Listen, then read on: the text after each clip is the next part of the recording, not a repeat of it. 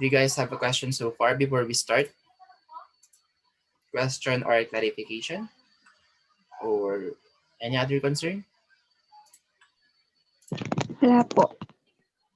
All right. Okay, so moving on. The next one is world population. So let's say we have, as of 2017, it is estimated that the world population is about 7.6 billion. Okay, so this one was before last year actually. So I'm not sure if this one is still the same, 7.6 billion. So maybe right now is 7.7 or 7.8 or even 8 billion. So world leaders, sociologists and anthropologists are interested in studying population including its growth.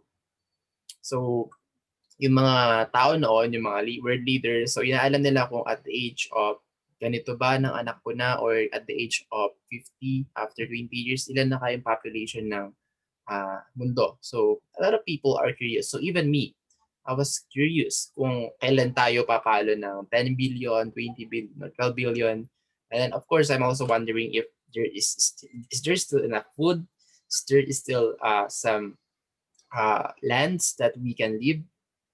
So, yun yung mga basic or mga karaniwang tanong ko dati. Hindi ko alam kung ganun din sa inyo.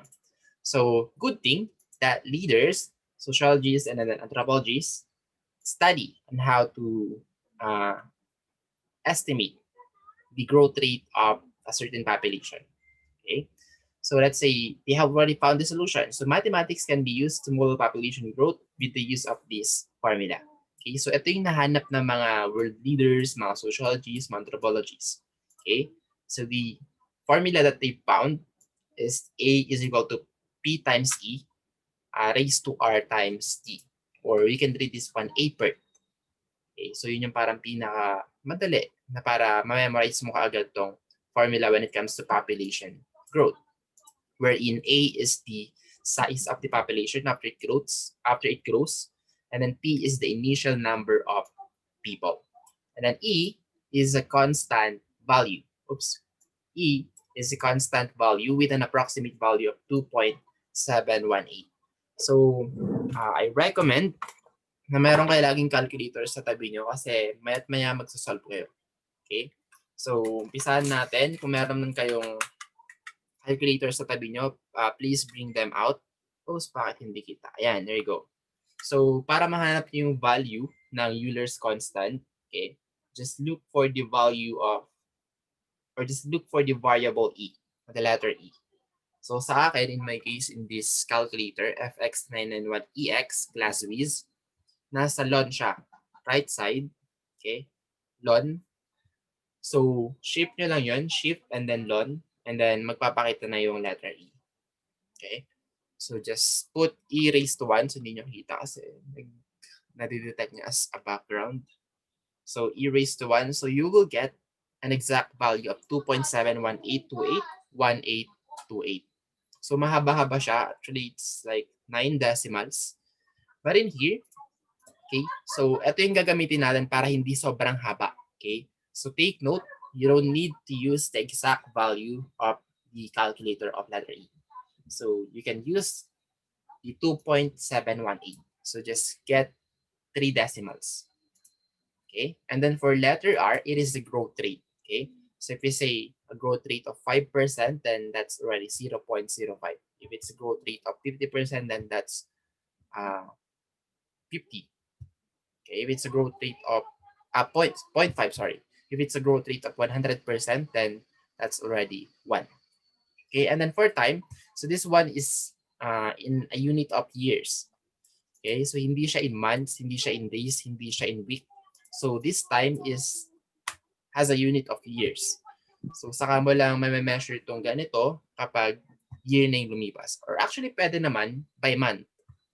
Okay, pwede pa rin by day or by week or by ano man yan. Pero mas complicated nga lang kasi you have to do a lot of conversions. Okay? So plugging in values to this formula would result in the population size after the time t. Yes, Mr. Pierre, you have a question?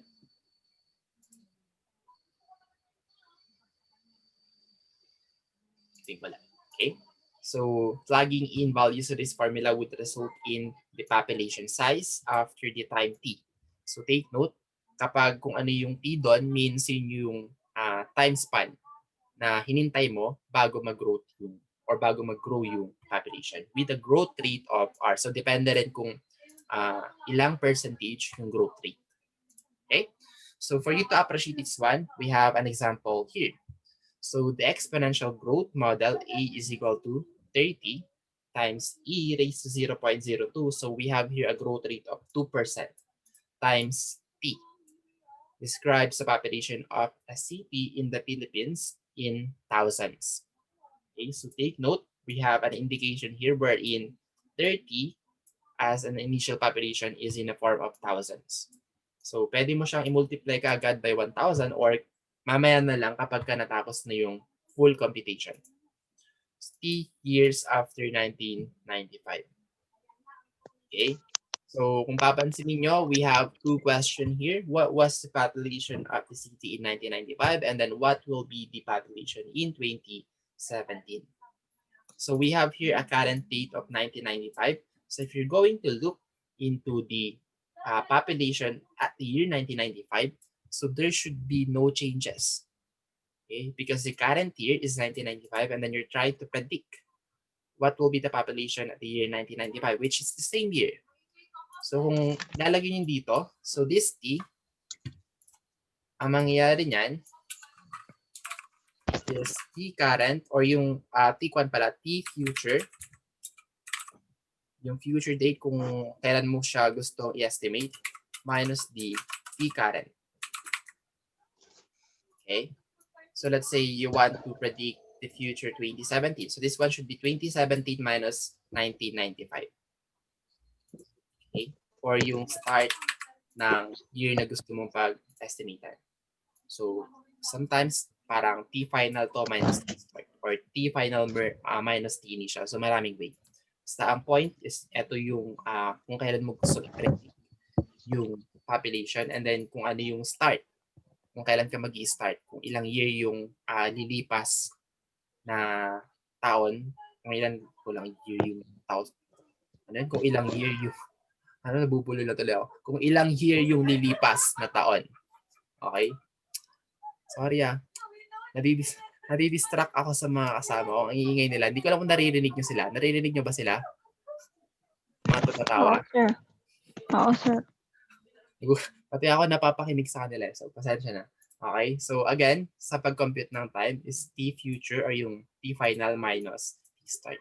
Okay. So, kung papansin nyo dito sa letter A, minimize ko na lang to. So, 30 times E raised to 0.02 times 1995 or ito pala yung pinapredict ng year minus yung start of year minus 1995. So 0.02 times 0 na yung magpapakita dito. So pwede nyo siyang i-manual na kagad dito. So 0.02 times 0 will be what?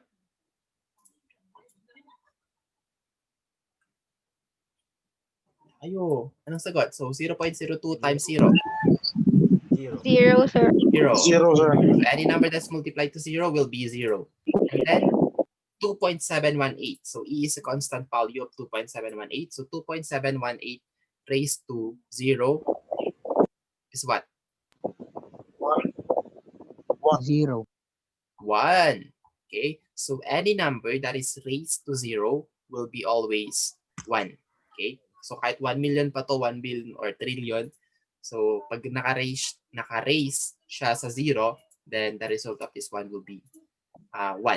So from here, 30 times 1 is 30. So kung papansin niyo, our initial population is 30 and then our predicted population is still 30. Kasi nga, wala namang taon na lumipas. Okay? So that's how you compute for the growth rate at a year 1995. So how about letter B? So what will be the population in 2017? So T final or the T future minus the start year. So 2017 minus 1995 is 22. Tama? So we can compute it manually. So 22 times 0.02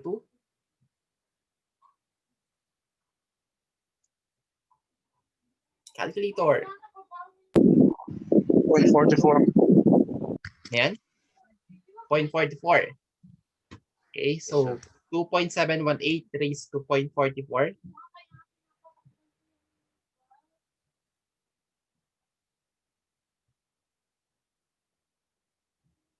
Anyone? So 2.718 raised to 0.44 will be 1.55. So you can just get two decimals. Multiply it by 30. So 1.55 times 30 will be 46.5. So take note that this one is in thousands. So 46.5 times 1,000 will be 46,500. So the population at the year 2017, so from 30,000 will become 46,500. So nadagdagan siya ng 16,500. Okay? So check natin kung tama ba yan. 46,500 for letter B. So for letter A, so nasagutan na natin to kanina. So kaya nang sabi ko, same pa rin since same lang naman yung year na pinagkuhanan natin. So 1995 minus 95 will be 0. So 0 times 0.02 will be 0. And then any number that is raised to 0 will be 1. And then 30 times 1 will be 30. So dito, dapat wala na itong 1 dito kasi final answer it will be 30. And then one more thing, this one is in thousands. So just multiply it by 1,000. So therefore, the city population in 1995 was 30,000. Okay? For letter B, so substitute nyo lang yung mga nandun. So 22 times 0.02 will be 0.44. And then 2.718 raised to 0.44 will be 1.55. Okay? So pwedeng kahit ito lang. And then multiply it by 30, and then you will get 46.58. And then multiply it by 1,000, then you will get 46,580 kung hindi nakasama to. Pero since kasama yung dalawa, so 581 at year 2017. Okay, so I hope that this one is clear. Do you guys have a question so far?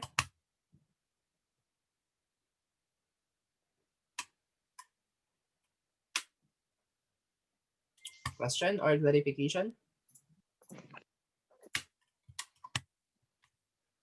Sir, wala po. Alright, so how about the others? Wala rin? Wala rin, sir. So, madali lang naman to as long as there's one missing variable. And then, as long as one lang as long as there's only one that is missing, then you can already solve it. Pero kapag dalawa yung missing, then complicated yan. Okay? So in here, you can solve any variable. You can solve the initial population. You can solve the growth rate. You can solve the time span. You can solve the growth or population growth after this growth rate and then time of span. As long as isa lang yung wala. Okay? Pero pag dalawa, then it's impossible to solve. Alright. So another, teka lang, check ko kung kasama ba to sa quiz nyo. Yeah. So eto na yon yung pinaka-first quiz nyo. So this sit work will be considered as your first quiz. So the exponential growth model A is equal to 50 times e raised to 0.7 times t. Describes the population of a city in the Philippines in thousands. So take note, it's in thousands. So same process. So this one is actually 50,000. Initial population is 50,000. 3 years after 1997. So what is the population after 20 years? And then what is the population in year 2037? Okay. And then the next one, so madali lang din to, kayang-kaya nyo rin to. This is your second quiz. So determine what comes next in the given patterns. You have here A, C, E, G, I, and so on and so forth. So just predict what comes next on those patterns. Okay, so we have here 1 to 10. Okay, so 1 to 5 is super easy. And then 6, 7, 8, 9, 10. Okay, so in here, substitute the given values in the formula. Wherein, of course, we have your formula A per, where A is equal to per to find the missing quantity. So in here, given na yung letter E, since it's a constant value, And then the other 3 are already given. So just solve for the missing value or the missing variable. Okay? So kapag letter A, sobrang dali kasi yan na yun. Letter B, just, do some basic equations. Lipat nyo lang yung E raised to R times T dun sa denominator ng A. But how about if what you're looking for is the growth rate and then the time? So para maibaba nyo to, okay, you can use ln. So let me just show to you how to do it. So how to solve exponent value or variable.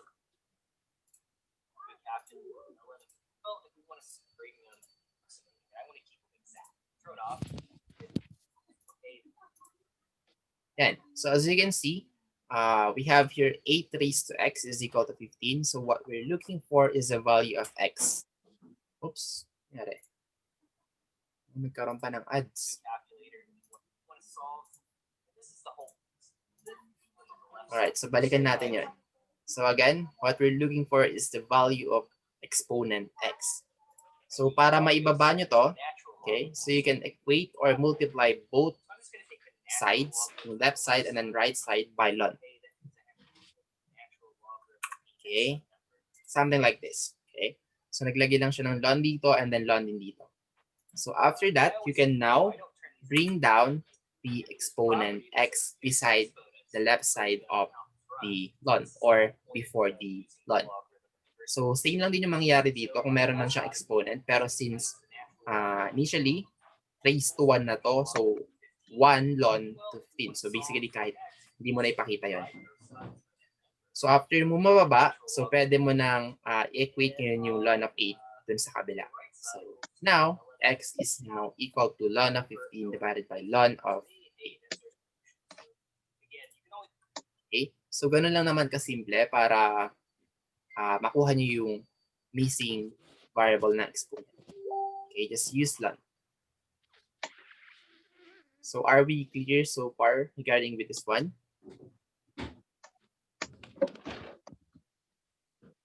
May question ba or queries? So kung medyo naguguluhan kayo, you can always search in YouTube. Okay, how to solve for the exponential equation or how to solve the exponent. So queries or questions?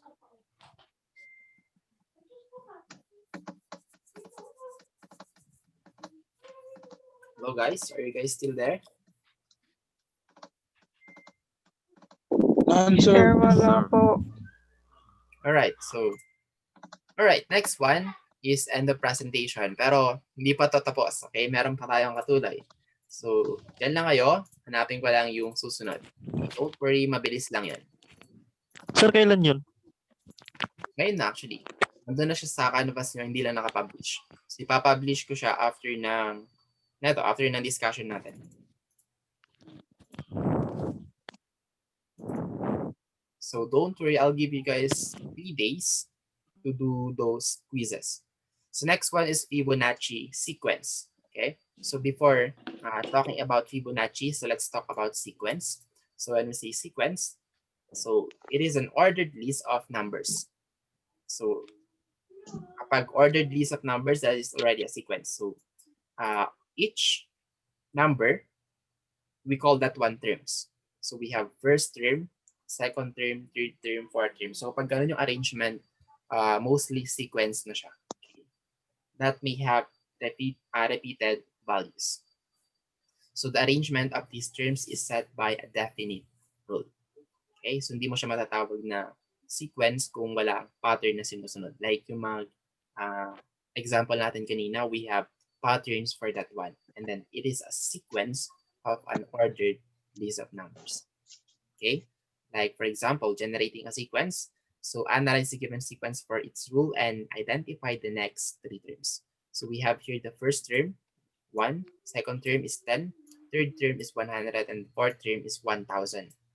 So what we're looking for is the next 3 terms of this number. So ano yung una, pangalawa, and then pangatlo. 10,000. So it is very obvious, like incrementing by, or nagdadagdag ka lang ng 0, actually. So 1, 10, 100, 1,000, and then 10,000, 10,000, 100,000, and then 100,000. 1 million. So those are the next 3 terms. Okay? Or meron tayong solution actually dito. This one is 10 raised to 0, 10 raised to 1, 10 raised to 2, 10 raised to 3, 10 raised to 4, 10 raised to 5, and then 10 raised to 6, which is also the same with this one. Okay, how about letter B? We have 2, 5, 9, 14, and then 20.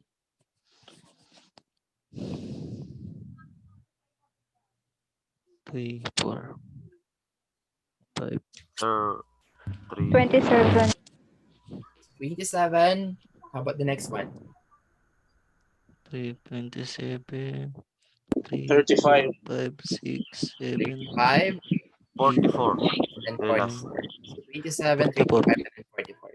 So nag-umpisa tayo sa plus 3, plus 4, plus 5, plus 6, plus 7, plus 8, and then plus 9. Okay, just add those 3 numbers in plus 7, plus 8, plus 9, and then you will get 27, 35, and then 44. So here are the solutions.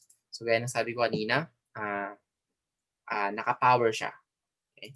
So 10 raised to 1, 10 raised to 2, and so on and so forth hanggang 10 raised to 6. Right? For the next one is, we have here this step-by-step solution. So kung hindi mo masyado na-get sense, so you can always go back on this one. Okay? Assignment. Alright. So hindi ko na isasama to, itong first two. Okay, we will answer this one right away. But I will include this one as your third quiz. So I'll give you guys a total of 3 quizzes. So sagutan muna natin to.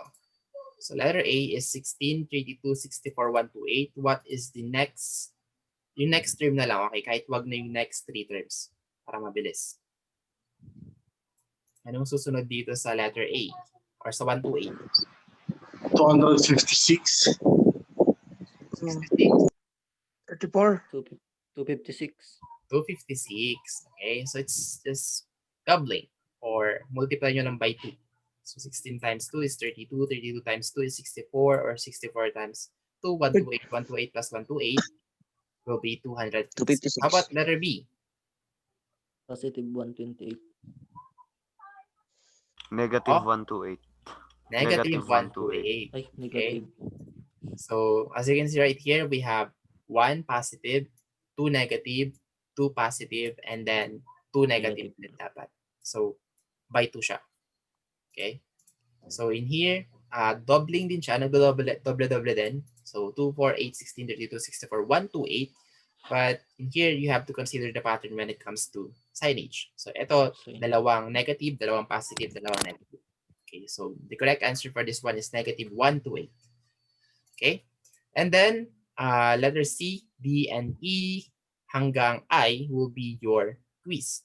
Pero babawasan natin. Okay? Bawasan natin. Kukuha lang ako dito ng 4. I think 4 ba or 5. Okay? So hindi lahat to nilagay ko. So iba lang, ibang na, or piling number lang. Okay? Yung ibang number lang yung pinili ko. So yung iba hindi nakasama. Okay? So sagutan natin tong Fib 8. So para mas madali, paliwanag ko lang yung Fibonacci sequence. So yung Fibonacci sequence is nag-umpisa tayo sa 0 as your first term, second term, and then third term, and then fourth term. So paano nangyari ganyang sequence?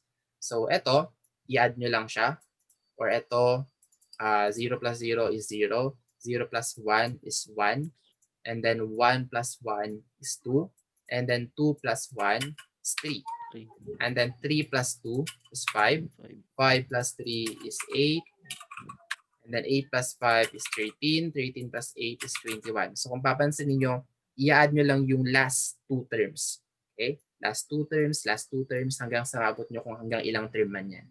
So this is our first term, second, third, and then fourth, and then fifth. So bibigyan ko na kayo ng clue. Kung papansinin nyo dito, sabi ni ko, ang first term natin is 1. Okay, unlike here, our first term is 0. So i-recompute nyo na lang. Okay? Hindi siya ganun as is na yung Fibonacci sequence. So, dito, ang Fib 8 natin is 1, 2, 3, 4, 5, 6, 7, 8. So, the Fibonacci 8 here is 13. Okay? But if your first term is 1, then your Fib 8 is 21. Okay? So, I hope that one is clear. Sige, sir. And then, kayang-kaya na rin yan, okay? As long as you know the concept of Fibonacci sequence. Okay, so that's it for Fibonacci sequence. Last na will be the here, mathematics for organization, prediction, and then control. Okay, so mathematics for organization. So a lot of events happen around us in the blink of an eye. So several children have already been born. So it's under organization. So yun, just a blink of an eye, thousands na yung napanganak, hundreds of thousands of baby na yun nandyan. And then liters of water have been consumed, thousands of tweets have been posted already, and many more, okay? So this mathematics of the modern world is composed of mainly three, okay? Which is the organization, prediction, and then control. So papansinin nyo, ito yung parang pinaka aaralin natin, okay? Yung prediction. Yung control, so depende na yan kapag gusto mo talang i-apply in actual. Pero mostly is more on prediction. Okay?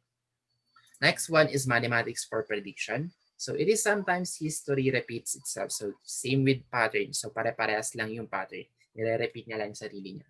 Pero sa kapaligiran natin, same lang din. But in a form of climate, in a form of weather or typhoons. Kaya nga nalaman natin na dito sa Pilipinas, merong 21 na bagyo. I think 15 to 20 na bagyo ang dumadaan sa Pilipinas kada taon. Okay? Paano nila nakuha yon? Kasi meron tayong math. So they can predict that one. So na-compute nila or nakuha nila yung data yearly na, ba't parang pare-parehas? Or kung di man pare-parehas, nagre-range siya, ito yung minimum and then ito yung maximum. Okay? So heavenly phenomena such as draconid, meteor shower, and then the Great American Eclipse. So isa rin yan sa mga way kung bakit natin alam kung kailan ulit yung draconid meteor shower or kung kailan ulit yung the Great American Eclipse. Because of mathematics. Okay? So here's the image of draconid and then the Great American Eclipse. Okay, and then last one is mathematics for control. So ito hindi na talaga natin ma-apply dito sa subject na to, pero helpful siya kapag gusto mo talagang or gamitin sa environment natin. So at the year 2030, ina-expect nila, kunyari lang hindi talaga fact. Okay, ina-expect nila na yun, malala na yung global warming. Okay, at the year 2040, sobrang init na, umabot na ng 45 degrees, 50 degrees, and then minsan sobrang lamig na rin, which is not supposedly. Kasi nga, sobrang na yung global warming. Okay, and then, etc. when it comes to control. So, just an example, Dante had a summer job packing sweets. Each pack should weigh 200 grams. So Dante had to make 15 packs of sweets. So he checked the weights in grams, corrected the nearest gram. Following are his measurements. So ito yung napack niyang sweets. So meron tayong 212, 196, 198, 191, and so on and so forth. So as you can see, walang tumama. So supposedly ang pinaka-exact na grams na pagpapak niya is 200 grams. Okay, so ito pwede kong gamitan ng for control. Okay, mathematics for control. Kasi sumosobra pala ako lagi. Let's say kung ako man si Dante, oops, lagi pala akong sobra, so dapat kong bawasan. Okay? Or lagi pala akong kulang, so dapat kong dagdagan. Okay? Or kung ako yung may-ari nito, so pwede kong gamitan ng mathematics for prediction or control na, lagi palang sobra yung packaging ni Dante. So malulugi ako niyan. Okay? So hindi man sobrang laki pero may lugi pa rin kahit papaano. Okay? So yun yung mga ways na sobrang laking tulong dahil sa mathematics. Okay? And then a certain study found that the relationship between the students, exams, blah, blah, blah. Okay, so basically ito number 2, shortcut ko na. Okay, kung nag-aral ka ng mas mahaba, okay, which is yung X, yung hours of time, mas malaki yung score mo, which is yung Y. So kung nag-aral ka ng 4 hours, So 10 times 4 is 40 plus 45. You'll get a grade of 85. So imagine kung nag-aral ka lang ng 6 hours, you will already get 60 plus 45, which is 105. So sobra-sobra na. Pero kung nag-aral ka lang ng 1 hour, okay, so yun na nga, 10 times 1 is 1 plus 5, plus 45 is 55. So bagsak ka na. Okay? So again, mathematics.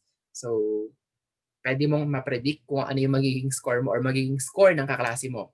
Ito, nag-aral lang to ng 30 minutes. Pero hindi lahat. Okay? Pero mostly ganun. Okay? Meron yung iba, genius. Nag-aral lang ng 10 minutes, 20 minutes, mataas pa rin nakukuha.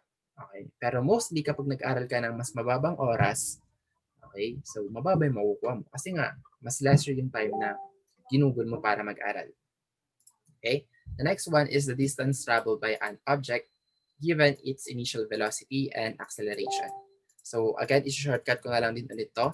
We have here a formula for the calculation of distance wherein we have the initial acceleration times time, 1/2 AP squared. Okay? So in here, kapag alam mo kung ilan yung initial velocity mo, then kung ilang oras kang magbibiyahe, then you can predict. Okay? You can predict kung ilang distance yung matatravel mo. Okay? So in that way, let's say, very effective to, lalo na sa mga bumabiyahe. Let's say, ang kaya mo lang ibiyahe per 10 liters, let's say sa kotse mo, is around 200 kilometers. And then naka 190 kilometers ka na, so ang expected mo na lang is 10 kilometers lang yung natitira mo pwedeng ibiyahe. Okay? So in that way, magpapagasolina ka na. So mathematics for prediction or control.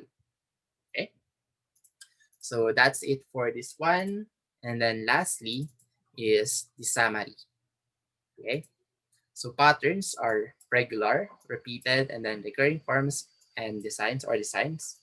And then exponential growth model can be computed by the use of this formula, APERT. And then sequence is any ordered list of numbers can be called sequence. And then each number of those sequence called terms. Okay, and then Fibonacci sequence is formed by adding the preceding two numbers, just like what we did a while ago. And then mathematics helps organize patterns and regularities in the world. And then also mathematics predicts the behavior of nature and phenomena in the world, as well as helps human exert control over occurrences in the world for the advancement of our civilization. Okay, so that's it for the module 1. So, pasensya na kayo. Medyo minadali ko yung last part kasi nakikita ko yung orasan natin is 1 minute and 47 seconds na lang. Okay? So, I hope that you were able to grasp all of the idea, all of the knowledges that I have said today. So, okay. So, may mga question ba or clarification? Am I Wala too po, fast? sir. None, sir. Am I too Sir, fast? sakto lang. Ayan? Sir, sakto lang. Ito lang. Okay. Di bale, i-upload ko naman yung module, yung mga modules. So you can back-read yung mga yan kung sakaling may gusto kayong balikan. Alright. So kung wala nang question, so pwede na kayong mag-leave and then have a nice day. Happy weekend. Okay. So may question kayo, so feel free to message me to my Facebook. Okay. So just search my name, Daniel Paul Saavedra. All right, so bye-bye. Okay, sir. Thank Yes, you. sir. Bye, sir. Goodbye. Bye, sir. Goodbye and thank you, sir. Sir, bye, sir. Bye and thank Bye. you, sir. Goodbye. Goodbye. Welcome.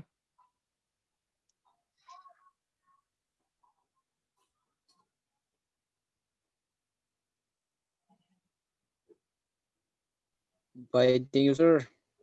Okay, goodbye. Welcome.